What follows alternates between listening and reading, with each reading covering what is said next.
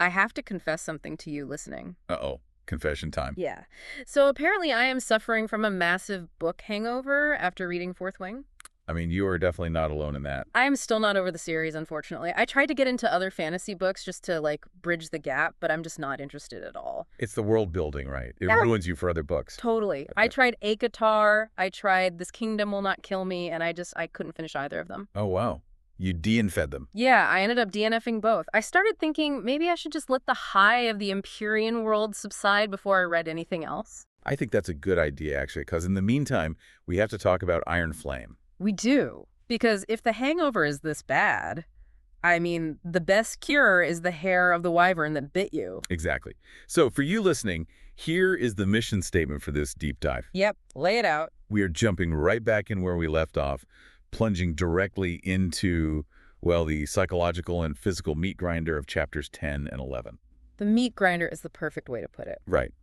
The core theme we're analyzing today is survival, secrets, and shifting dynamics. Because we are stepping back into a military apparatus where, frankly, the leadership is actively deadlier to its own soldiers than the mythical enemy at the borders. Yeah, and to set the overarching context for you, Navarre is functioning as a total pressure cooker right now. It's boiling over. It really is. The magical wards are up, supposedly keeping out the dark forces, but the internal rot is just, it's severe. Yeah, we are witnessing state-sanctioned assassinations, aggressive historical censorship, and, political maneuvering designed to destroy Violet and the marked ones from the inside out. So the physical borders of Navarre might be ostensibly secure, but the hallways of Basgiath War College have basically been converted into an active shadow war zone. Which is wild. So let's get started with that immediate physical threat, because we picked up right where we left off with a literal murder. An incredibly brutal one, too. Chapter 10 opens with a massive,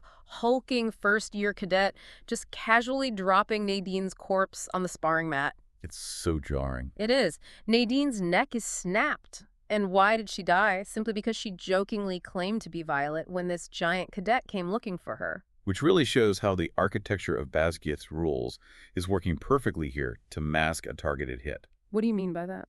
Well, the quadrant operates on the principle that weakness is a liability. Right. And death on the mat is just a tragic but completely accepted part of the curriculum. The leadership has conditioned these cadets to accept brutality as completely normal. That makes sense. So when an assassin masquerading as a first year snaps a second year's neck, the institution just chalks it up to, Basgiath being Basgiath. It shatters any illusion that Violet's second year offers, like seniority or safety. Oh, absolutely. Seniority means nothing. And the fight itself is completely wild. Violet is drastically outmatched in sheer physical size and strength. She's tiny compared to this guy. Right, so if she tries to match power with power, she's dead.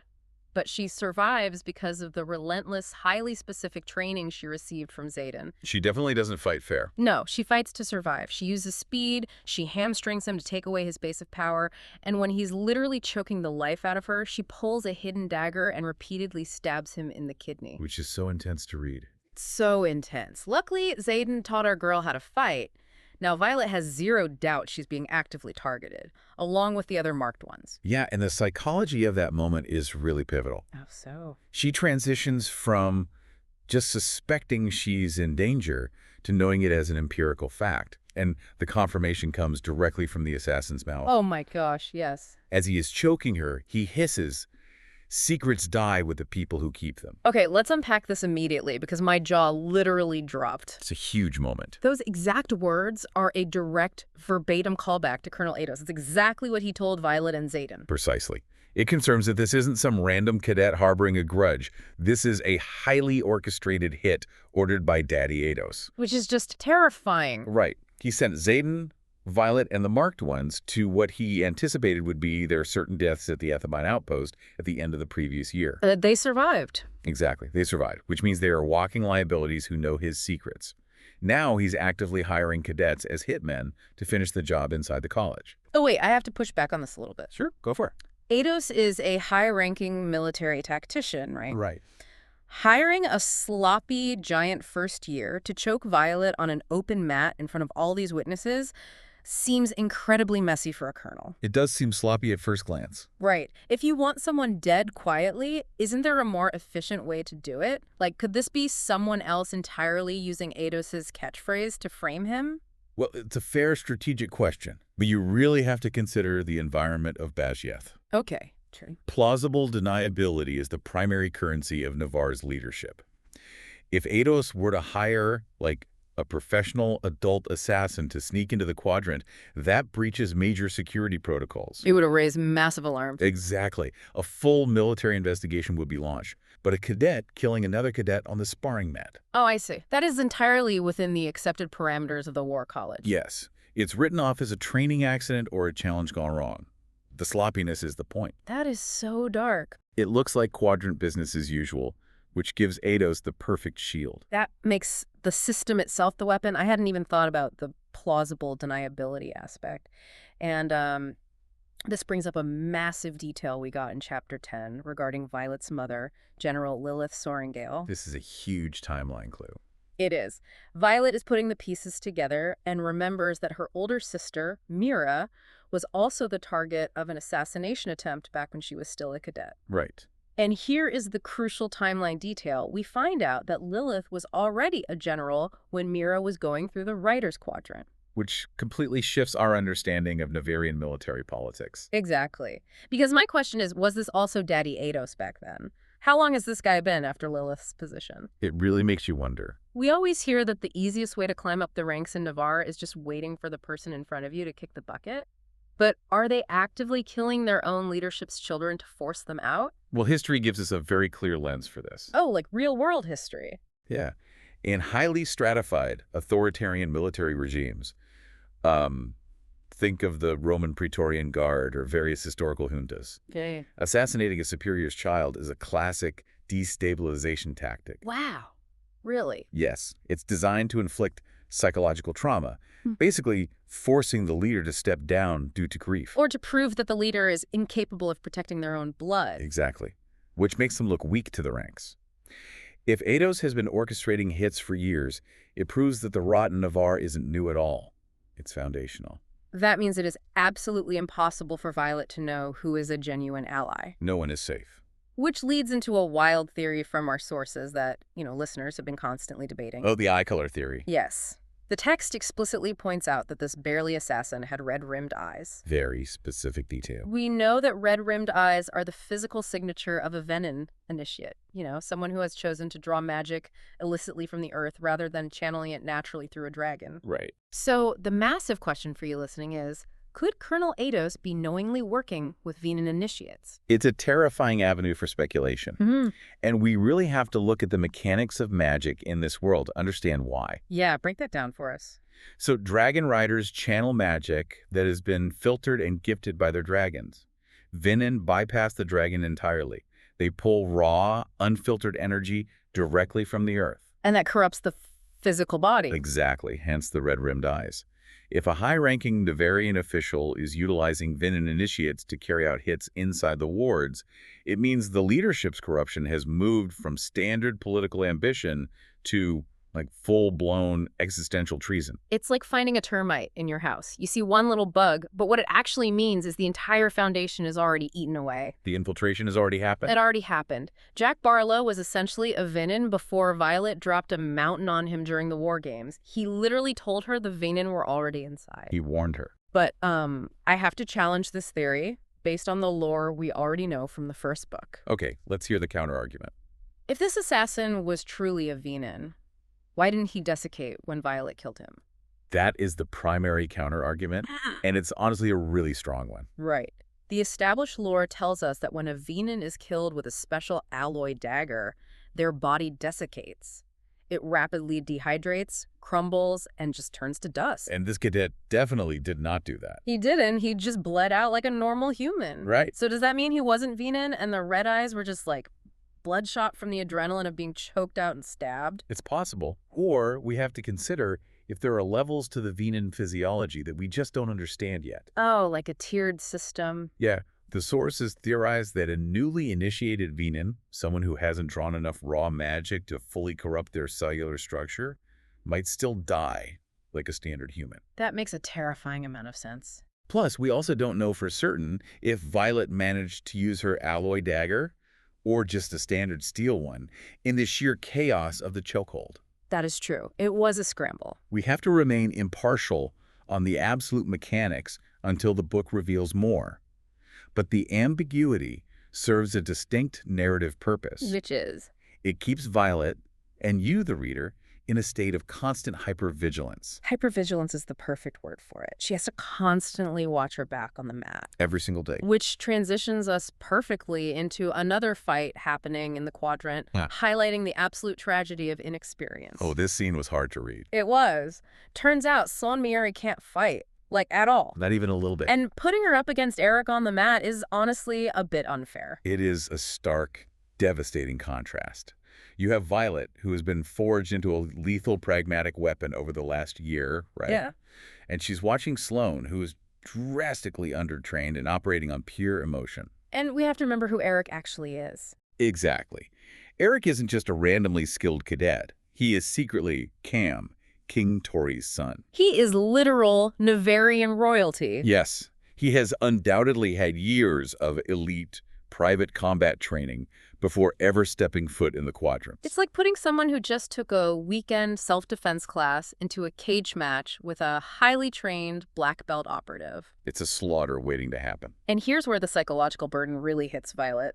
She promised Liam right before he died that she would keep his sister, Sloane, alive. That promise is haunting her. Imagine you are Violet. How are you supposed to keep that promise when Sloane actively resents you, refuses your instruction, and the entire educational system is literally designed to ruthlessly weed out the weak? The short answer is you can't. You just can't. That's the cruelty of Basgiath. The Writer's Quadrant doesn't care about personal promises, grief, or sibling loyalty. It is a mechanism built entirely to produce lethality. Period. Violet is carrying the immense psychological weight of survivor's guilt mixed with an impossible duty. And speaking of carrying weight, let's move off the sparring mat and talk about sanctuaries, because Violet desperately needs one right now. She needs a break so badly. From the absolute lack of physical safety in the quadrant, we transition into the desperate need for emotional and physical sanctuary behind closed doors, because Xaden has finally arrived. Finally. He's 8 days late, which, I mean, we were all sweating over, but he's here now.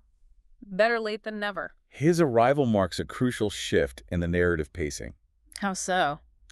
Well, after the sheer adrenaline and horror of the assassination attempt on the mat, the story constricts into this deeply intimate, quiet moment. It does feel like taking a breath. Right.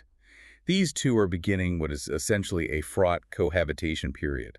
Xaden tends to Violet's injuries, but the most significant action he takes is warding Violet's door against intruders. Let's talk about the mechanics of this, because I love the metaphor here.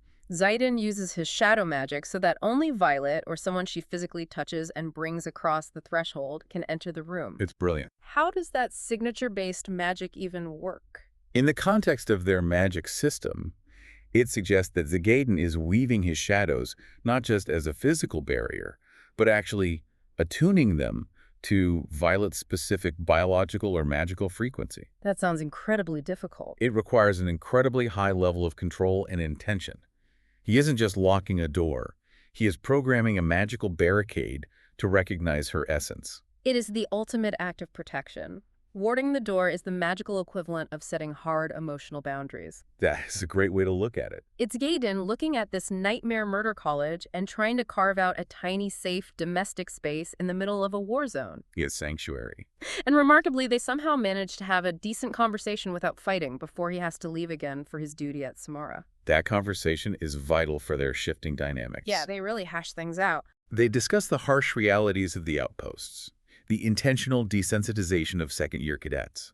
They are finally communicating as equals, navigating a complex war, rather than operating under the rigid hierarchy of a cadet and a wing leader. Which proves they're making real progress, and this progress rolls right into Chapter 11. Yes, the letter. Xaden gives Violet a letter before he leaves.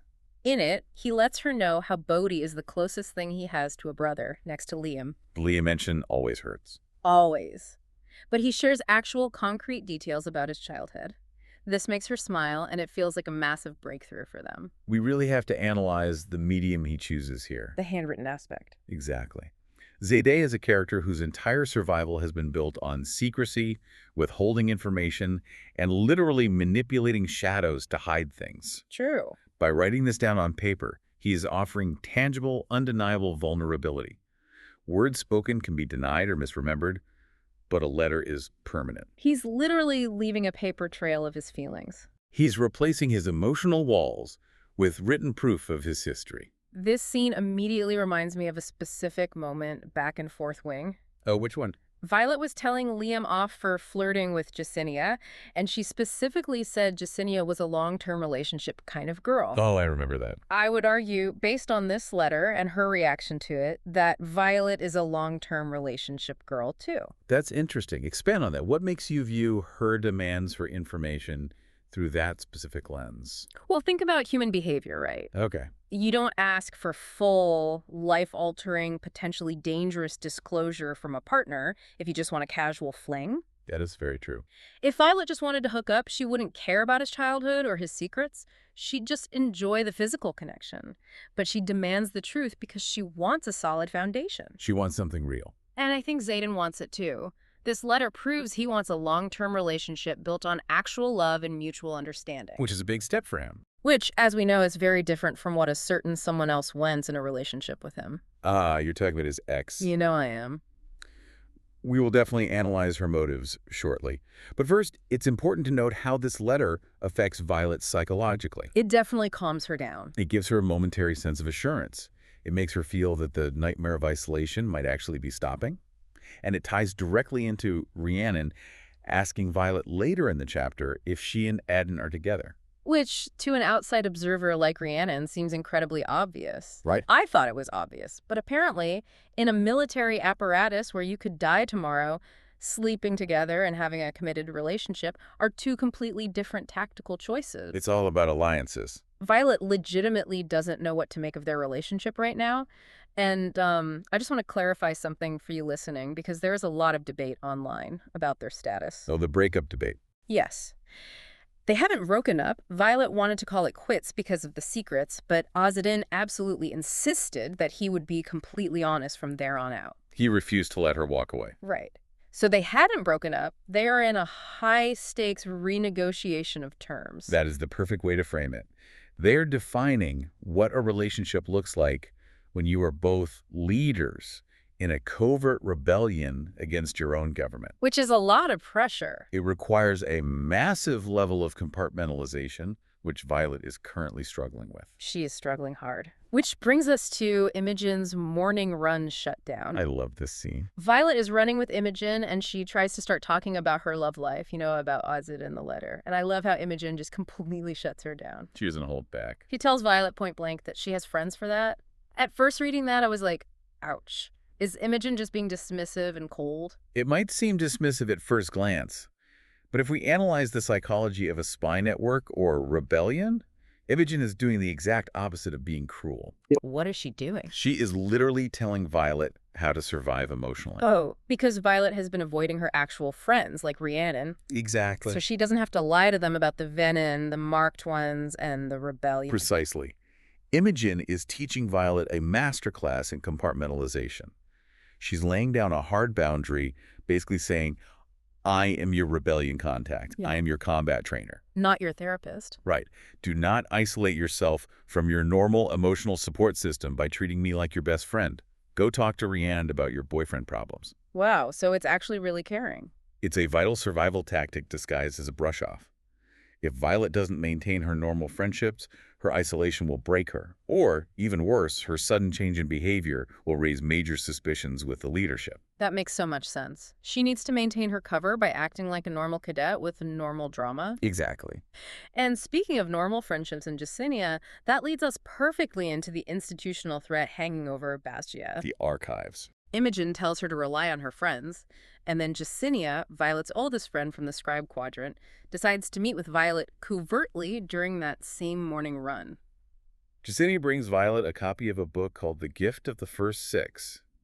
and she asks Violet for help translating passages that are written in Old Lucerish. And this is where the extreme danger of dead languages really becomes clear. It's terrifying when you think about it. Justinia casually mentions that the scribes are actively translating all these historical books written in dead languages for easy reading for the public, which is just, wow. It's a huge red flag. We already know the scribes are notorious for rewriting their own version of history to hide the existence of Venin.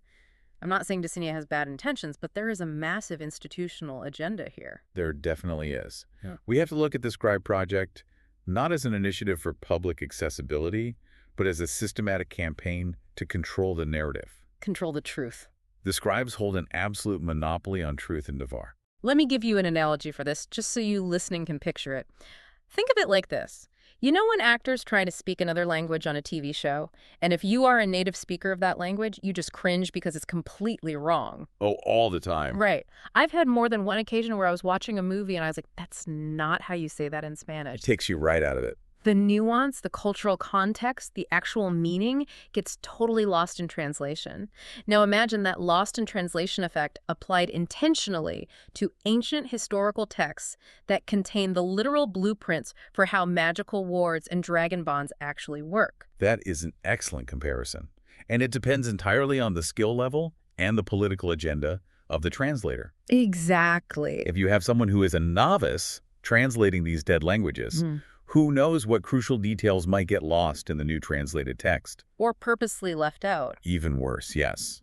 If the translation project is being overseen by someone with a strict ideological guideline, like Professor Markham, the truth isn't just lost. It is actively manipulated. Which is chilling. Key details about how the wards actually function, or what the first 6 writers actually did to secure the borders, can be quietly erased from the public consciousness forever. And we see the immediate violent consequence of intellectual curiosity right in this chapter. We sure do. Just as they are talking about this translation project, a second-year writer is literally dragged from the quadrant screaming. Just horrifying. Why? Just for requesting a text from the archives that Justinia recorded. A banned book. It illustrates the chilling reality of Navarre's political structure. It's a fascist system. Exactly. Basgiath isn't just training physical weapons. It is enforcing absolute ideological conformity. In a system like that, intellectual curiosity isn't a virtue. It is treated as an act of treason. They don't want you to think. The military doesn't want thinkers. It wants compliant executioners. It makes you realize that navigating the library is just as deadly as dodging assassins on the sparring mat. In some ways, it's worse. Imagine you are Violet in this situation.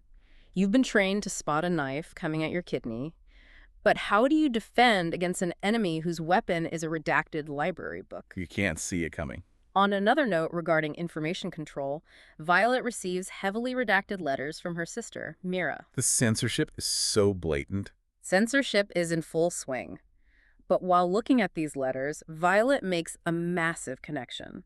We learn that Papa Sorrengail, her father, was doing specific research on feathertails. That is a crucial piece of the puzzle to connect. It is. Papa Sorrengail was a brilliant scribe. He clearly knew that feathertails were not just a different breed of dragon, but actually adolescent dragons. Which changes everything. He knew their magic was different, that it couldn't be channeled normally, and he was actively documenting it. The fact that the military leadership knows he was researching this puts a massive glowing target directly on Violet's back. Because Andarna, Violet's dragon, was a feathertail who just woke up from her dreamless sleep as a massive adolescent black dragon. The timing is terrible for Violet. She is the physical embodiment of the secret her father was researching. Which brings us directly to Major Varish. Ugh, Varish. We see his absolute obsession with Violet's golden dragon and how these political pressures are closing in on Violet from every possible angle. Varish's behavior here requires some deep psychological analysis. Let's do it. He intercepts Violet right by Tairn on the flight field. He demands that Andarna fly in formation the following week, knowing full well she is in the dreamless sleep. He's baiting her. And he very pointedly, almost clinically, brings up her father's research. He knows exactly what buttons to push to destabilize her. I just love Tairn's reaction here. Tairn's the best. Tairn bristles, steps in, and basically threatens to digest Varish alive. Tairn takes absolutely zero nonsense from anyone, regardless of the military ranks. None at all. But the terrifying part is that Varish doesn't back down. He orders a full search of Violet's bag right there on the field with his lieutenants backing him up. We have to analyze the mechanism authoritarian power plays here. Okay, what is he doing? Varish isn't just looking for physical contraband or stolen alloy daggers. Authoritarians use arbitrary searches to assert dominance, to publicly humiliate subordinates, and to test their physiological reactions under intense pressure. Oh, like a stress test. Exactly. He is probing her boundaries, looking for a micro-expression of panic that will reveal her weakness. It's a classic interrogation tactic performed out in the open. Luckily, Bodhi is there. He cites the Codex to stick around as a witness during the search. Thank goodness for Bodhi. Nothing is found in Violet's bag, but Varish threatens severe punishment if Andarna doesn't show up to formation. The tension is just so high. It's finally our turn to go visit Xaden at the front lines. But before Violet leaves with Tairn, Bodhi drops 2 massive bombs on her that recontextualize everything we just read. First, Bodhi admits that the Marked Ones actually anticipated Varish's search. We knew it was coming. They did. He reveals that they used Violet as a control subject to test Varish's security measures.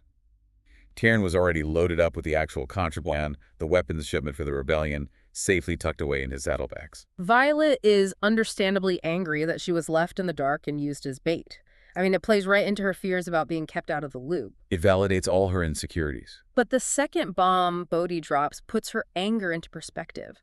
He tells her that he, Imogen, and Aya all survived assassination attempts that very morning. This completely shifts our understanding of the tactical landscape. It's huge. The hit on Nadine, the one meant for Violet on the mat, wasn't an isolated incident. It wasn't just Aetos holding a personal grudge against Violet. No, it is a highly coordinated, simultaneous purge of the Marked Ones. A purge. The Navarian leadership is actively trying to wipe them out all at once, orchestrating multiple actions across the college on the exact same morning.